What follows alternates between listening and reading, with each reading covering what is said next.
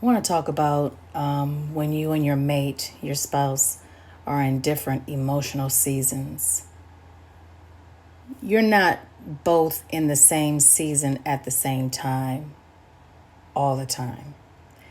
Your whole marriage could be in a certain season, but realizing that you're both individual and that you both have different emotions, you both have separate lives. You could be in two different emotional seasons within your marriage. The important thing is to recognize when you're in a season. A lot of times, marriages break up during that time when it feels like you're in an emotional season where just an example. There's a time in your relationship where you just feel so in love. You just love lovey-dovey. You guys are having good times.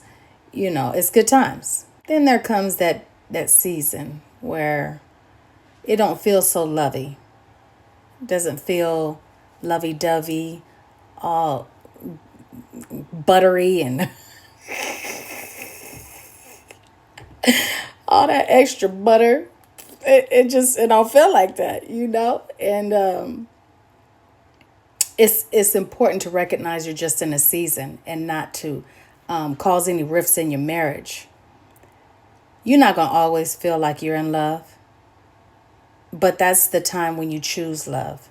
That's the time when you choose your spouse. It's understanding where you are, because in times like that, you can give off harsh feelings towards your mate.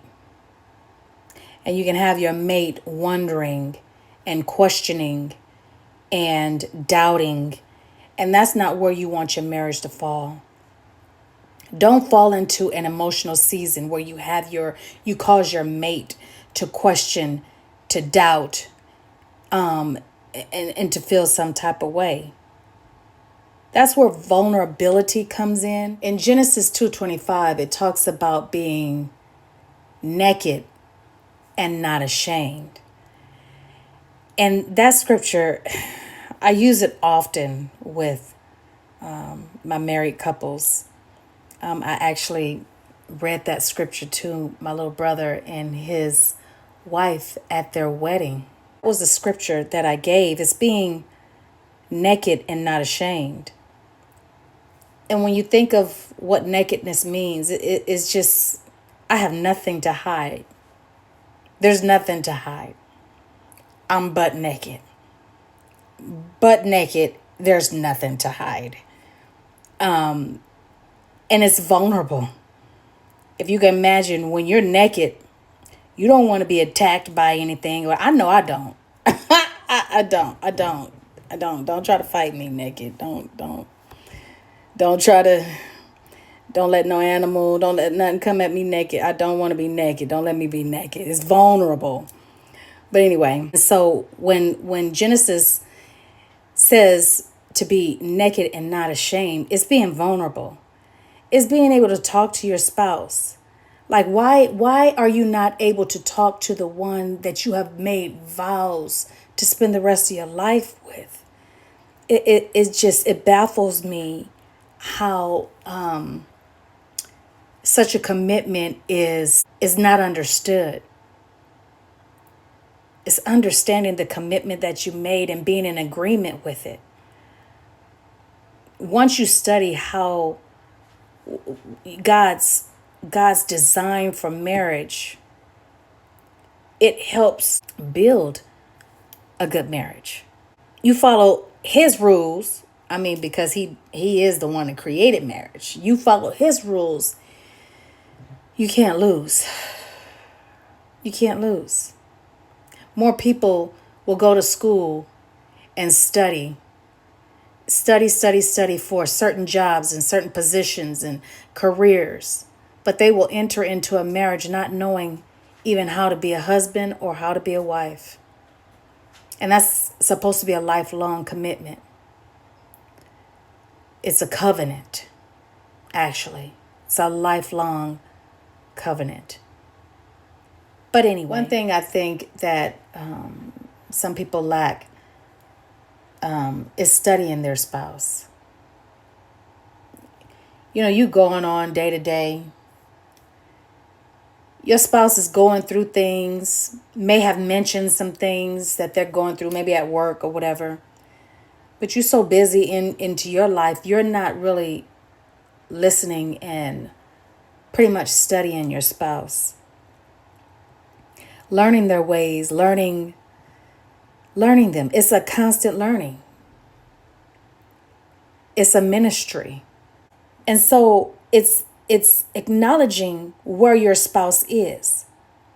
And it's because you've studied your spouse that you know their ways. You know when they're feeling heavy. Acknowledging, you know what, I see that you've been going through this. I see that you've been working hard. I see this. I see that. It's acknowledging, I see this. And just know that I care. You know, acknowledging them in their season, even though you're not in that season. And give grace, because you will want grace when you're going through your season. Give grace, be gentle when they're going through a hard season. See, one thing you forget is that you're one flesh. So their hard season is your hard season.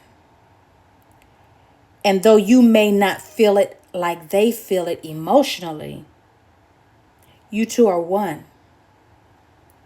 And so the Bible talks about how two is better than one. It says if one is cold, you know, one could be cold, but you put two people together, they create a warmth. You know, one person is doing something that lifting something that could be heavy or whatever, but when you have two, it makes it easier. So the Bible talks about how two is better than one. Your emotional strength today might be their lifeline. Their joy might be the light you need one day. You got to lean into each other. That's one of the beauties and the benefits of having a marriage partner and becoming one with someone. You have that partner, that companion to lean on. You are to lean on each other, not to compete against each other, but to be there to help complete one another in different areas. And make sure when you communicate with compassion. Have an understanding heart of what your mate, your boo, your baby, your covenant partner, the one that you are now one flesh with, is going through. Having compassion on that person. That's your baby.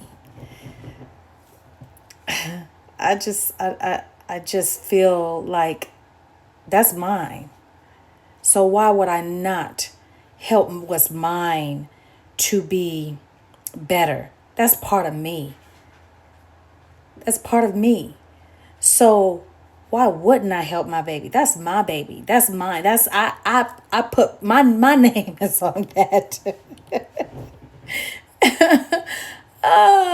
And look, I took on his name. So if I'm taking on his name, honey, please, that's my baby. That's my husband. That's how you got to look at it. Husbands, that's your wife. You gave her your name. So why would you not join up? I want my team to be the best.